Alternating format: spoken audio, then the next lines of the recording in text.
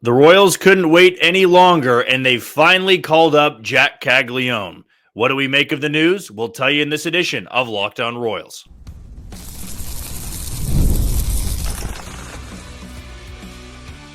You are Locked On Royals, your daily Kansas City Royals podcast. Part of the Locked On Podcast Network, your team every day. You are tuned in to a emergency edition of Locked On Royals and the Locked On Podcast Network. As always, I am your host, Jack Johnson, and you can find me on Twitter or X at JohnnyJ_15. That's at JOHNYJ_15. You also can get this podcast on wherever you listen to your podcast. That's Spotify, Apple Podcast, Amazon Music, Google Podcast, Odyssey, and YouTube. Just be sure to hit the follow button and subscribe.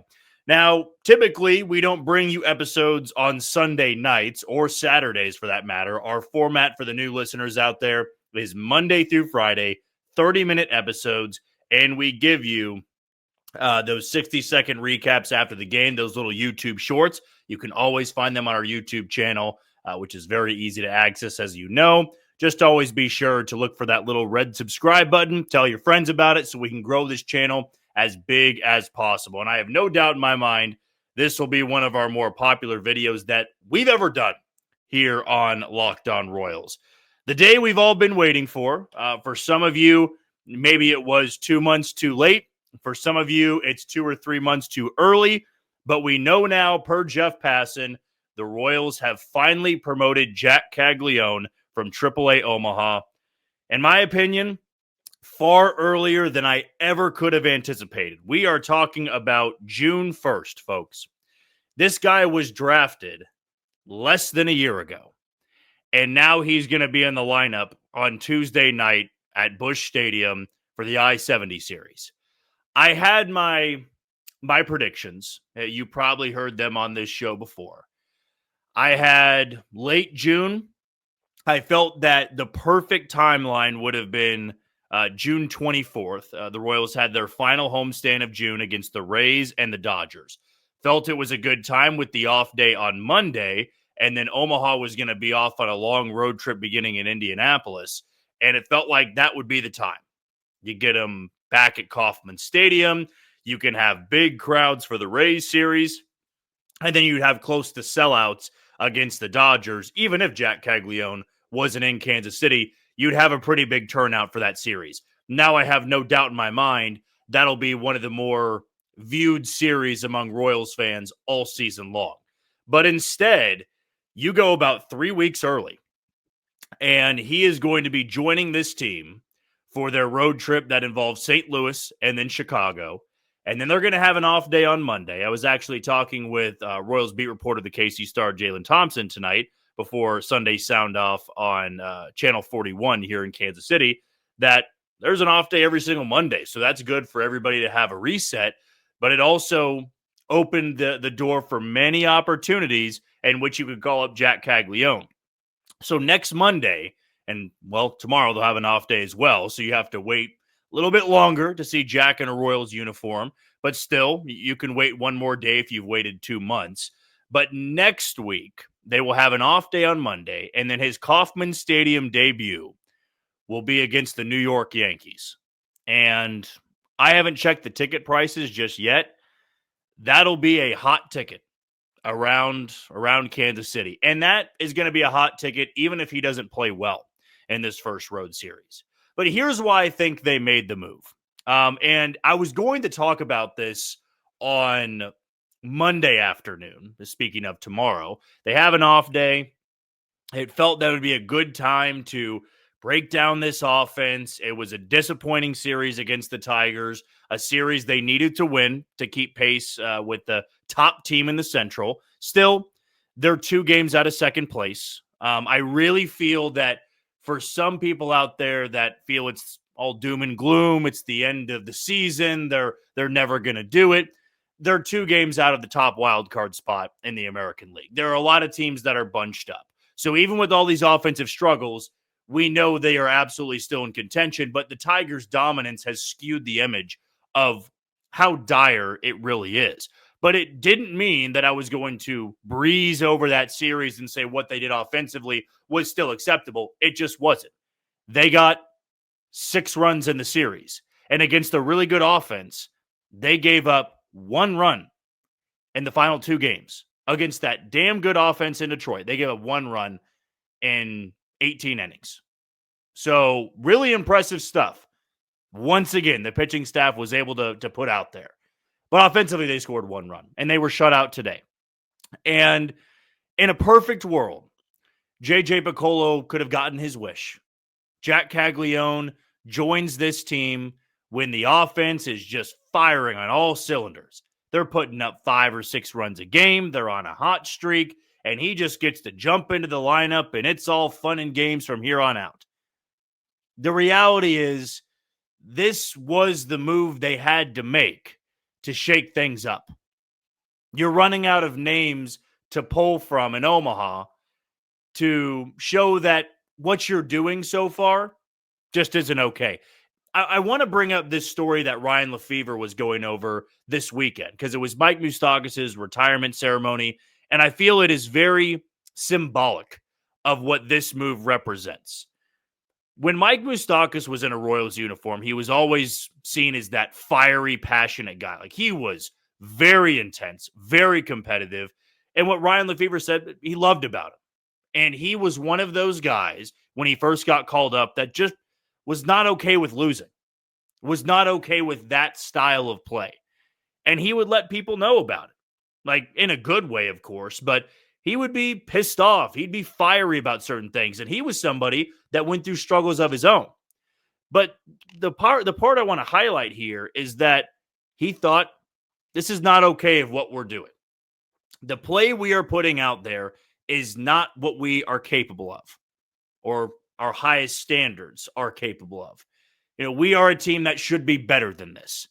And that's why I tie it into tonight, because this is what that move felt like. We can't keep doing this. This is unacceptable.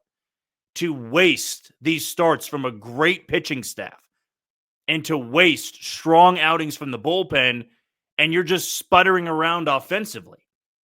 Like, they called up Nick Lofton. They called up John Rave.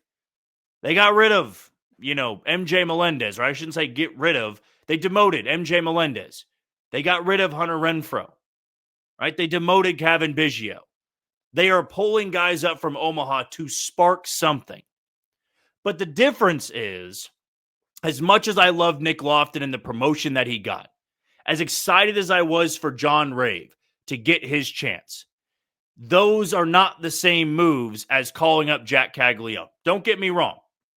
I don't expect him to come up and set the world on fire. There are going to be struggles. I mean, he fast-tracked his way to the big leagues, and that's putting it lightly. I mean, he was barely in Triple-A at all. He was there for a week, 2 weeks tops, and here he is. And I believe this move was made because they just had to. They can't go out there and make a trade that we're all hoping for on June 1st. No selling team is going to be that eager to trade somebody unless you are willing to give up a top prospect and you are that desperate. Because if you're desperate now, you're going to be desperate in July. This was the move they had to make. There was no other option. And I understand there will be people saying they rushed him. And if he struggles in this St. Louis series and in Chicago, they did it all wrong. They shouldn't have done this. This is disastrous, and now he's never going to be the player we all think he could be. Look, the Royals are going to try to make the postseason this year, and Jac Caglianone makes them better. And quite honestly, this gives the front office more time to evaluate what this offense is really like with Cags in the lineup. Like I said, it would have been a perfect scenario to have this team clicking, and he gets to jump into the mix and just go off from there. That's not the reality. He's not going to be the savior, but he's the best option they have at the minor league level to spark something offensively. And even if he's hitting 205, 210 in the first couple weeks, what his game-changing ability is putting the ball over the fence, something the Royals cannot do and haven't done all season long. And until Bobby Witt Jr. and Salvador Perez and Vinny Pasquantino tap into that power again, they desperately need somebody in the lineup that can do it. Today is a perfect game to look to as to why this move needed to be made. They're down 1-0 from the third inning on. And yet, every time they needed to rally, they needed 3 hits to get it done. Think about that. 3 hits to drive in 1 run. That's what it's been like with this offense. Now you bring in Caglianone, and even though he has not had a big league at bat just yet, he by far and away has the most power on the team. He gives you that chance with 1 swing of the bat to flip the game on its head, to tie things up. And that's why I believe it was a driving force today. To see this offense just pop up, roll over to second, lazy 1-hoppers. Nobody came close to putting one over the fence. Jac Caglianone can do that. I know we're all excited. Definitely leave your thoughts below on the YouTube page. Leave them below on Twitter. And we'll continue to talk about him throughout this week. Not sure yet if we'll have an episode tomorrow. Might just use this to fill in for Monday because it is an off day. And this, of course, will be the biggest news until the game on Tuesday. At least I'm hoping it is, so we don't have to have another emergency pod. But again, let us know the comments. Let us know if you're going to be going to the game in St. Louis. Would love to see as many videos as possible of the Royals' top prospect in Jac Caglianone making his debut on Tuesday night. Let's take our first break of the show. When we come back, with Caglianone getting promoted, who's going down? I'll give you a few options on my mind next on Locked On Royals. You are tuned into Locked On Royals and the Locked On Podcast Network. I'm your host, Jack Johnson, and you can follow me on Twitter or X at JohnnyJ_15. The next question we have to dive into with the news of Jac Caglianone getting called up tonight, per Jeff Passan, is who's going to be the roster casualty. And in my head, I've got a clear front runner. We'll tell you why in a couple of the options. But first things first. If you are pro Jac Caglianone coming up, I would love to hear your opinions in the YouTube comments below. I would love to hear even some of the people that are against this and feel it is reckless and it is going to ruin the development. I want to get both sides to this. Because even in the times we've talked about Jac Caglianone, it has not been 100% pro Jac Caglianone. There have been commenters that said it doesn't make any sense to do it. And he needs his time and he needs to develop. And I'm just glad now we can talk about him as he's on the roster. I don't need to take time away from talking about the Royals. This is Locked On Royals, not Locked On Storm Chasers or Locked On Naturals. Like, now we can talk about him because he's here. We no longer have to speculate as to when he'll get called up. And with the news of him getting called up, somebody's got to go down, right? Somebody has to make their way to Omaha. And you're out of obvious options in terms of the Hunter Renfroes and the Kevin Biggios. And, maybe it could be Mark Canha. I've thought about that as well. Canha hitting about 264. And I would be against that considering, Mark Canha has sparked this offense a few times. He's done better than a few guys on the roster. But he would be the easiest pick. He's not my front runner, though. But Mark Canha has to be on this list. He doesn't play every single day. He's an outfielder. Jac Caglianone's going to be getting outfield reps. So the question becomes, where are you going to put Mark Canha? When are you going to play Mark Canha? I would keep him simply for the fact that he could be a pinch hitter off the bench and facing lefties late in the game. And he can be your platoon right-hander against lefties for as long as you can, keep him there. Until he shows that he's just unplayable, you can keep him there as one of your bench bats, which is why I imagine he will stay. The second option on this list, unfortunately, would be John Rave. And I would hate for that to happen. I'm the only reason I say that is because Nick Lofton's not going back down. But John Rave being another outfielder, somebody that did get, starting reps in this first homestand, and until today was hitting sub 100. And he had the single to center field, and then he had the cracked bat infield single. So he had a multi-hit game. And then to hit a ball hard in the ninth inning and had a little bit of bad luck. It was a great play by Will Vest. Still, it's not that he's come up to Kansas City and set the world on fire. And the only reason, in my opinion, he would get optioned back down is because he's an outfielder and Nick Lofton is staying here, and John Rave kind of becomes that question mark of he might need to go back down. The clear front runner, in my opinion, is Michael Massey. Massey today just wasn't good. He was the final out. It was a swinging bunt. And Michael Massey hasn't just been, one of the worst hitters on the team, if not the worst hitter on the team. He's been one of the worst hitters in all of baseball. And we've seen this with the Royals. MJ Melendez in the month of April, he just couldn't get anything going. Power wasn't there, striking out over 40% of the time. Defense wasn't good. He had to go down to Omaha to get right. And that's what I'm envisioning for Michael Massey. And here's another part to this.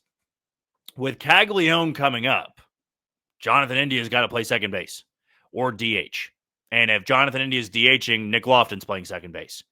You've got guys now that can take over that spot. And I truly believe it's not to, come down hard on Michael Massey. He's got to get right. And right now, he's not right at the plate. He knows that. Everybody knows that. We're just looking at basic numbers here. He cannot be slugging sub 300 and getting on base less than 230 and hitting near 200. That's just not a guy you can play every single day. I still can believe in Michael Massey, and I feel that the best version of this team has him at second base because of his defense and because he can be a league average bat. Right now, though, he's not helping the team. And trying to fix things at the big league level and alter stuff at the big league level, it is a lot harder than people think. It's why I believe they sent MJ back down. He was trying to tinker with the stance again, and he just was getting overmatched over and over and over again. And with Massey, you're seeing the same thing. And even when he does have a multi-hit game, they're just soft singles. He's not really hitting the ball with any authority. And maybe the back's flaring up. Maybe something else is wrong. I know he was scratched from the lineup with the ankle soreness, wasn't he? Going back to earlier in the homestand. But that's a part of his game that needs to get right, speaking offensively. And with Caglianone coming up, I'd imagine he'll be in right field or DHing or playing first base. And I don't see Jonathan India playing left field. I see Drew Waters there, or I see Mark Canha there, or I see Nick Lofton there. At second base, I see India or Nick Lofton there. There are just options now on this team, and that's why I believe Michael Massey needs to go get right. And this feels like it's the perfect time to make that switch. Just take some pressure off of Massey, allow him to go down to Omaha, get everyday reps, fix what needs to be fixed, and then have him join the team a month or two down the road, assuming that he picks things up. Because if he does that, then he has some confidence and some momentum coming back to Kansas City, something he didn't have at any point in the regular season.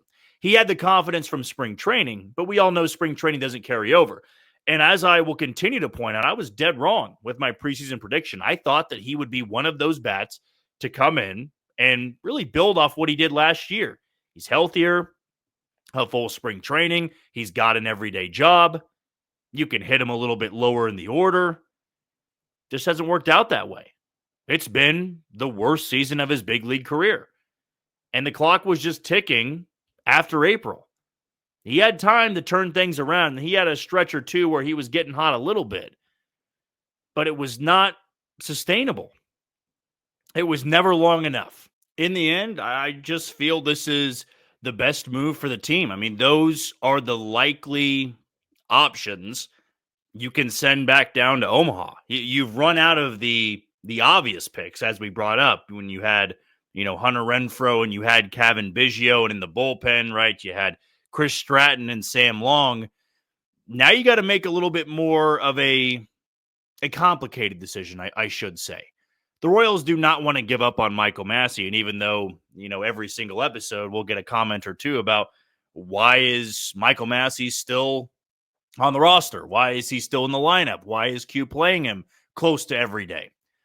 This feels like a perfect opportunity just to reset things, let this offense have a new spark, put somebody in the lineup that can drive the ball out of the yard, let Michael Massey go down to Omaha, take a bit of a back seat, get things right at the plate, get things right mentally, and then hopefully he can join the Royals again with a new look or a different feel at the plate, where if Michael Massey goes down and hits 330 and he gets called up, we'll probably look at him like we did with Nick Lofton or Cam Devaney or John Rave, where, all right, he's showing that Triple-A pitching is no longer a match for him. Let's see if he can do it this go around in Kansas City. I don't know if that would be in July. I don't know if that would be in August.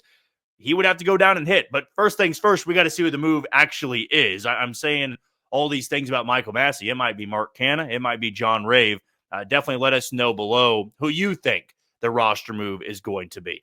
Let's take our final break of the show. When we come back, where should Jac Caglianone hit in the lineup? I've got a few thoughts and probably not going to be right in the end. I've got a perfect spot in the lineup where I feel he'd have the most protection. I also fully expect the Royals to go in the opposite direction. I'll tell you why next on Locked On Royals. You are tuning to Locked On Royals and the Locked On Podcast Network. I'm your host, Jack Johnson, and you can always check out our podcast on wherever you listen to podcasts. That's Spotify, Apple Podcast, Amazon Music, Google Podcast, Odyssey, and YouTube. Just be sure to hit the follow button and subscribe. As you know by now, Jac Caglianone has officially been promoted from Triple-A Omaha. Maybe I shouldn't say officially. It's been reported and confirmed. We just don't know the roster move just yet. I'd imagine the Royals will make it tomorrow just because the news is so big of Jac Caglianone getting promoted. Definitely took me by surprise. I was sitting here just kind of hanging out at my house and wasn't expecting any breaking news at 9 p.m. on a Sunday night, but that's the way it usually goes, right? And Jac Caglianone gets the call. And the Royals have the off day tomorrow where they can maybe answer a few more questions. Maybe they wait to make the roster move until Tuesday because it does happen mostly like that. But also when you have a player of this caliber, a player that everybody's talking about, I'm not sure you can wait to make that move until Tuesday. So maybe we get it tomorrow. Maybe we get it Tuesday. But with the talk of Tuesday, and now everybody's kind of conjuring in their mind what lineup it might look like or what the lineup will look like on Tuesday night, I've decided to put together a makeshift lineup on the fly. I fully expect this to be incorrect just because I have a certain idea as to why it would work, but I'm sure Matt Quatraro and Alex Zumwalt and everybody in the Royals coaching staff have a plan in place. I'm sure even JJ Picollo has a plan in place, or at least an idea as to where he'll hit, where they want him to play. All of that stuff is going to be figured out on Tuesday night, probably Tuesday afternoon because the game's at 6 something, and then 2 or 3 o'clock we're going to get the lineup. I feel he's going to get the start in right field, so I'll get that out of the way. I would say it's either going to be right field or DH. Sounds very simple. I'm not going out on a limb with that. The only reason I would say he could DH is that you get him maybe more acclimated to the game. You're not putting immediate pressure and say, go play right field in the big leagues, and you're on the road. You're dealing with a big crowd, a crowd you have never seen before in your life of that magnitude. I know he was at the College World Series, and there are big crowds there. This is a full, probably sold out crowd at Busch Stadium, and you're playing a position you just started learning this year. So I could see them DHing in the first game. I also can see the other side to this, where you DH him, all of that pressure goes on hitting, right? Where if you're in right field or you're playing first base, hey, I go 0 for 4 in my big league debut, but I made some plays. I caught a few fly balls. I threw out somebody at second. I made a few picks at first base. You DH him, the only thing that's going to matter in his debut is what he does at the plate. So my official prediction is that he's going to be in right field. I'd imagine he's going to be in right field. Vinny's going to be at first. DH is where I'm not quite sure. I could see Nick Lofton DHing and Jonathan India at second, or Jonathan India will be the DH and Lofton could play second. As I said, I've kind of already hinted at the fact that I think Michael Massey is going to be the demotion and not Mark Canha or John Rave.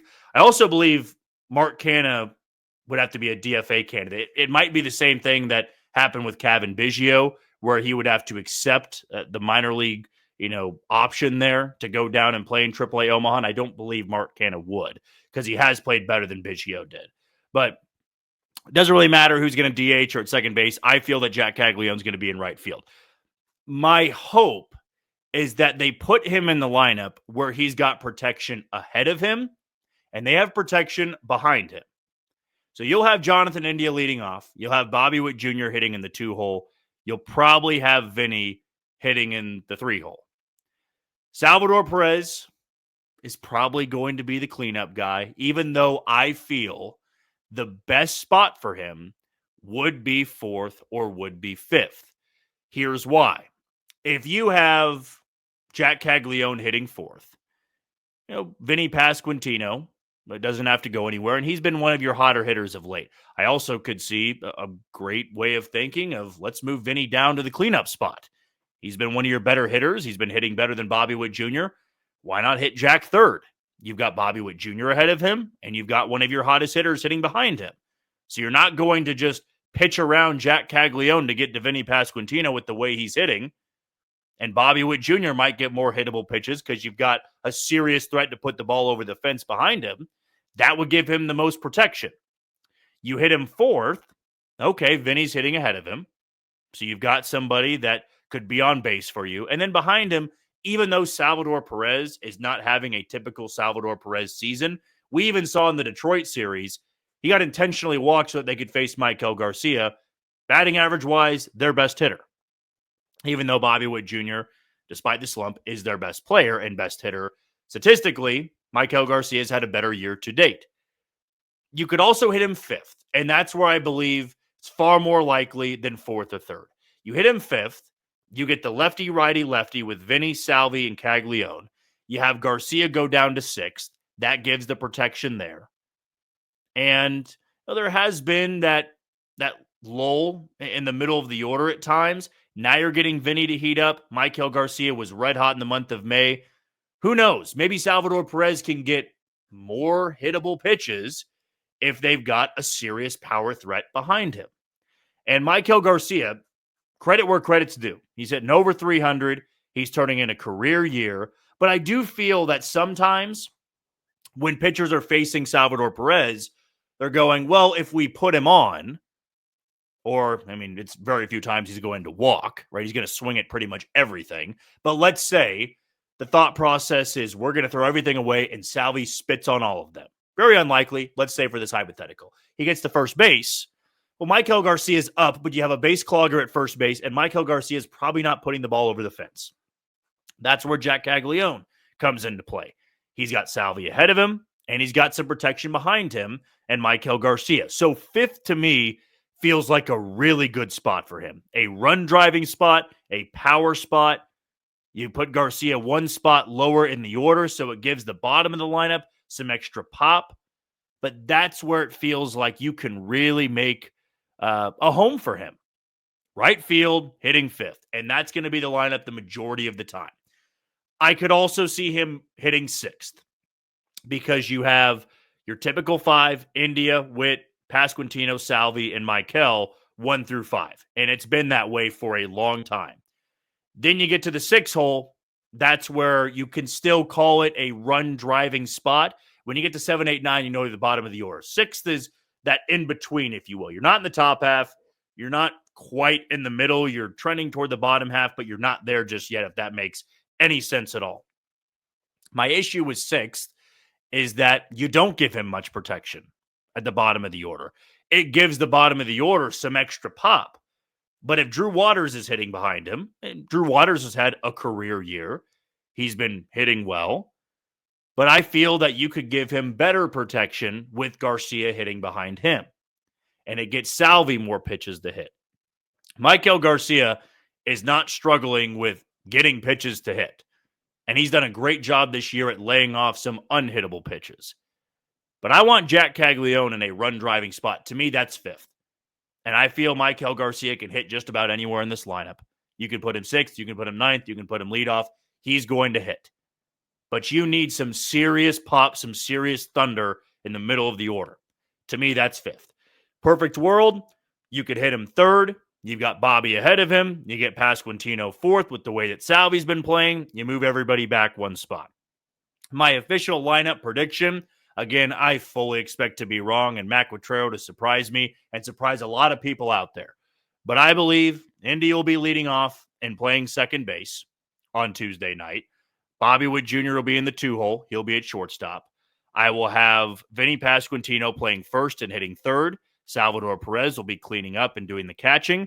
Fifth will be Michael Garcia playing third base. Jac Caglianone will be in right. He'll be hitting sixth. I will then have Drew Waters hitting seventh, and he will be playing left field. Nick Lofton will be DHing. He will be eighth. And then Kyle Isbell will be hitting ninth and playing center field. That's my official prediction. Like I said, I fully expect to be wrong, and we'll see what real lineup actually comes out on Tuesday afternoon when the Royals begin Game 1 of the I-70 series in St. Louis. Again, the big news of tonight, Jac Caglianone gets promoted from Triple-A Omaha. Well, that's going to do it for another edition of Locked On Royals and the Locked On Podcast Network. I have been your host, Jack Johnson. As for tomorrow, not sure just yet if we're going to do an episode, considering we just did a very late one tonight. But we'll see what type of news breaks, and who knows? We can always be bringing you one on Monday and still have our normal Monday through Friday for next week. But until tomorrow or Tuesday, you take it easy, Kansas City.